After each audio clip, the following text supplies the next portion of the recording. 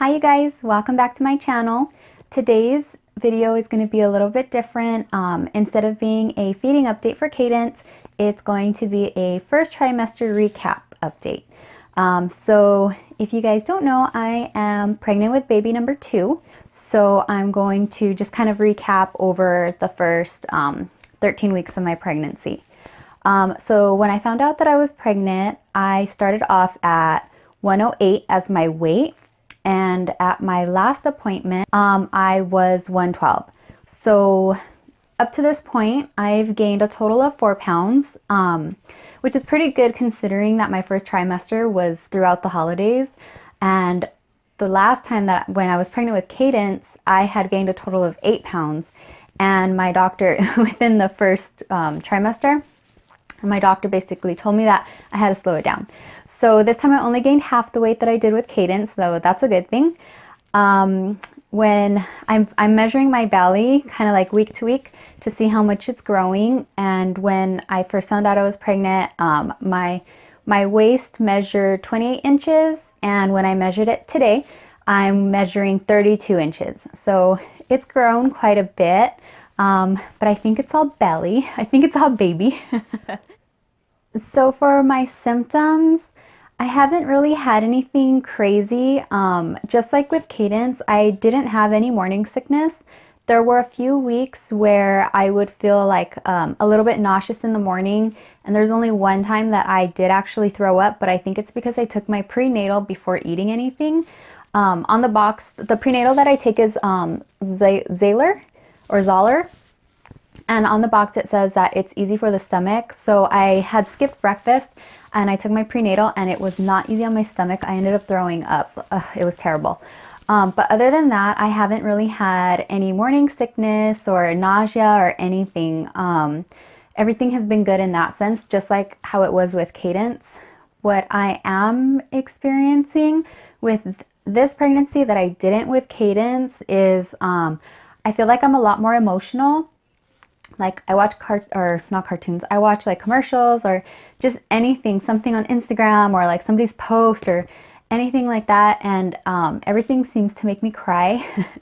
And I've noticed on this one, typically I have pretty clear skin when it comes to breakouts. My skin is really sensitive, so like if I use a new product or something like that, my skin won't break out in pimples, it breaks out in a rash. But what I've noticed with this pregnancy is I'm getting a lot of pimples, which is really new to me, and my doctor was saying it's because of hormones. So I've been getting like a lot of pimples on my chin and then like a few on my forehead and stuff, and so that's something that's kind of new for me too. But it could also be because I switched like my entire skincare routine to something that's more natural, just because when I was pregnant with Kaidynce, and like after giving birth and stuff, they didn't know, or they still don't know why she got the laryngeal cleft. There's not enough research done to say like whether it's genetic or whether it's something environmental or anything like that. And so I know that it's probably not my skincare, because there's millions of pregnant people who don't switch skincare, who still use things that are like non-organic or just, you know, their same old stuff, and their babies are fine. But I'm just super paranoid now, and I feel like anything that I can do to maybe prevent anything, or, you know, something like that, my next child having a cleft as well, or anything like that, I'm going to do. And so it's easy for me to switch over skincare, and so that's what I've done. So I think maybe that's why, that's what's contributing to like my breakouts and stuff. I really don't know. I'm not sure what it is. I'm going to say that it's hormones. So I've had that. Another symptom that I have and that I had, this may be TMI, but at 9 weeks pregnant, I started to like kind of spot. And so I freaked out and I called the Kaiser hotline, and they were like, don't worry about it. This is normal. It could just be the cervix. Sometimes the cervix, I guess, is like really sensitive, because your body is producing like twice the amount of blood as it produced before you were pregnant, and like just with like your blood surge, your hormone surge, and all of that stuff, it can make the cervix really like vulnerable.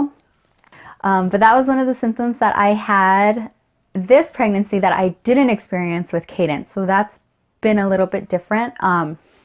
Another thing, gosh, now that I'm naming all this stuff, I feel like the pregnancy that I had with Kaidynce was a breeze. But another symptom that I had, or that I have, that I still have with this pregnancy is headaches. I wake up with headaches, I want to say like at least twice a week. And they're like, I feel like I'm hungover. It's like that kind of headache. And I don't know if maybe I'm just like dehydrated and I need to up my water or what it is, but every single week, at least twice a week, I wake up with like some kind of headache. So they'll normally go away like the middle of the day or something. But a couple weeks ago, the week of Christmas, I woke up with a headache and it just would not go away. And you guys know that, or you know, anybody who's pregnant, they know that they can't take anything besides Tylenol. So I had took Tylenol and like nothing would do it. I pounded water, Gatorade, I took Tylenol, and like it just would not go away. It was terrible. I felt like I was hungover all day. But other than that, I think those are like my main symptoms. I'm tired with this pregnancy, but I don't feel like I'm as tired as I was with Kaidynce. I feel like with Kaidynce, I was so much more tired. I don't know what it is. And like with Kaidynce, I was working out a lot more than what I work out now. I think maybe just my body's used to like the lack of sleep from after having Kaidynce and stuff. I really don't know what it is, but I do get tired here and there. And another symptom that I have is I'm already like running out of breath. So I work upstairs, so every day I have to like climb the stairs. And by the time I get to my level, oh my God, I'm so out of breath. Like I feel like my heart is pounding. Even right now doing this video, like when I'm talking, I feel like I can't like catch my breath. So that's another symptom that I experienced with both pregnancies, with Kaidynce and with this one. With symptoms, now I'm going to talk about my cravings and my aversions. As far as aversions go, I have not been averse to anything. Actually, that's a lie. There is, in the beginning of my pregnancy, I had made mac and cheese. I was craving mac and cheese. So I made it from scratch, and then after that, it has grossed me out ever since. Like, every time I think about, like, the Velveeta cheese, I just, like, I can't. It's just, oh, I don't know. So that's the one aversion that I have. I can eat the mac and cheese from the box, though. That's what's weird about it. Is the mac and cheese from the box is fine. It doesn't like gross me out or anything. It's just like thinking about my homemade mac and cheese grosses me out. And it's not, it was good too. I don't know why it grosses me out. I think maybe I just had too much. I don't know. But cravings, I haven't had any cravings. I had the mac and cheese craving and then that definitely went away. But other than that, I've been just craving like ice water. I want ice cold water all the time. And I think it's just because I'm like super thirsty. But other than that, like food cravings and stuff, I haven't really craved anything. With Kaidynce, I craved ice cream and I craved like milkshakes, like anything milky and ice cold. And I had to have it. And that was through my whole pregnancy. And I had to have it like every night. If I could, I would. But with this one, nothing. So it hasn't been really hard to like keep track or like eat healthy or anything like that. But with this pregnancy, I'm not really being as strict with myself and my diet as I was with Kaidynce. And that's because after I had Kaidynce, she ended up having a dairy and soy allergy. And so since I was exclusively pumping, I couldn't eat those foods. And so I feel like I'm not going to be very strict on myself now. Like if I want to eat something, I'm going to eat it, but like limit everything and do everything in moderation, just in case this next baby has the same thing and I have to torture myself for a whole year being dairy and soy free. Because when you really look at it, dairy and soy especially is in everything. So I'm not going to do that to myself. I'm not going to restrict myself. I'm just going to make sure that I am doing everything in moderation and limiting like my intake and stuff. So so another thing that we got done for baby during this trimester is the non-invasive genetic testing. So what they do is they take blood out during the first trimester. So they did that for me at 8 weeks, and then I went back in. This was my last appointment. I went back in and they actually do an ultrasound and they measure from the crown of the head to the bottom of the butt. And then they also take a look at the thickness and they measure the thickness of the neck because that will test for Down syndrome and spinal bifida. And there's one more, I can't remember right now, but there's one more thing that it will test for. But with that, so I did those 2 first tests and the test came out negative for Down syndrome, but I have to go back in my second trimester to give another sample of blood, and that will complete all of the testing for the 3 that I had mentioned. Sorry, the one I forgot what the last one is that it tests for. But that's also what we did in the first trimester, and everything so far is looking good. At all of my ultrasounds, they tell me that the baby looks good. The baby is growing like right on point. We're still scheduled for a July 4th due date, which is crazy. But yeah, and so with the lifestyle changes, I've made modifications to my workout routines. So the heaviest that I'm lifting right now is 8 pounds, and I'm doing a lot more home-based resistant band workouts. There we go. And I've always done like the stairs or like the elliptical or something like that, but I'm trying to make it more like incorporated in my routine. So I'm trying to like really do that 4 times a week. So I'm trying to get like that cardio in there, and I only do like 30 minutes of it. And then I'm trying like 3 times a week, either like lift or do my resistant band training.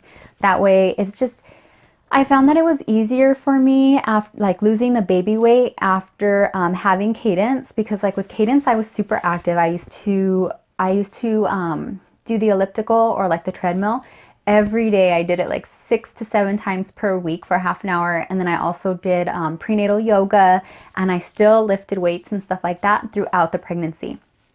But after having Kaidynce and like her being in the hospital and then like getting her home and just wanting to spend like that quality time with her, I kind of fell off of the gym. And so coming into now, like this past year, like the end of 2018 is when I barely started to like pick it up again and like actually go to the gym, start lifting weights. So I had lost like a lot of my strength and stuff. So I don't want to like press myself or like hurt myself or hurt the baby or anything. So I'm just kind of like taking it easy and adjusting my workouts like as so. So after I have the baby and I'm clear to like work out and everything, then I'll try to start to like regain strength and stuff. But for now, I just want to maintain and just like make sure that I just have a healthy pregnancy. That's really all that I'm concerned with. And if I can't get to my resistance workouts or like working out with like my 8-pound weights or anything, at least I am still doing cardio, because that's like, I feel like that's what really helped me with Kaidynce. So I want to make sure that I continue to do that at least for 4 times a week. But yeah, moving on. So I told you guys that I pulled out my maternity clothes, and I actually did purchase a few more during like Black Friday, their Black Friday sales. I purchased a few more like maternity leggings. Some of them are maternity leggings, and then other ones from Pink Blush are workout clothes. But like I said, my belly's not big enough really to fit into those yet, and so like they tend to roll down or they just kind of fit me weird, so they're not very comfortable. But I am starting to wear like maternity stuff, or like putting rubber bands around my pants, or yeah, putting rubber bands around my pants that I'm currently like wearing, like my regular ones, or just wearing like really stretchy ones and like big sweatshirts and stuff. So I'm not quite in maternity yet, but I did pull them out, and I think that it's close, it's coming. Definitely within the next few weeks, I think, because all of a sudden I feel like the baby just like popped out. But so yeah, so I'm not quite in maternity gear yet, and as of now my rings still fit. I'm not super swollen, so all of my jewelry fits me nicely still. My feet are not swollen. So those are basically all of my updates for my first trimester. It was a really good trimester, just like with Kaidynce. There was a few different symptoms that I didn't have when I was pregnant with Kaidynce, where, you know, this pregnancy differs from that one. But it's all very exciting, and it's all new in a sense. So now I'm going to show you my belly shot, and I'm not going to pull up my shirt because I have a bodysuit on, and that would just be awkward. So I'm just going to show you with my shirt on. So that's the front. Here's the side.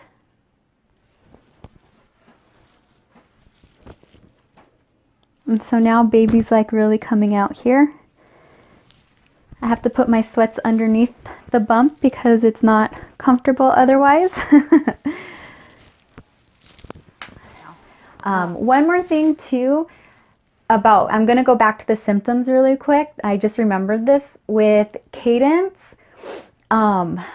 Before I even found out that I was pregnant, I kind of had the feeling because my boobs felt so heavy and like they hurt. Like they were just like swollen, I feel like, and they were just like so sore, like, oh, it was terrible. Even like taking a shower and the water hitting it hurt.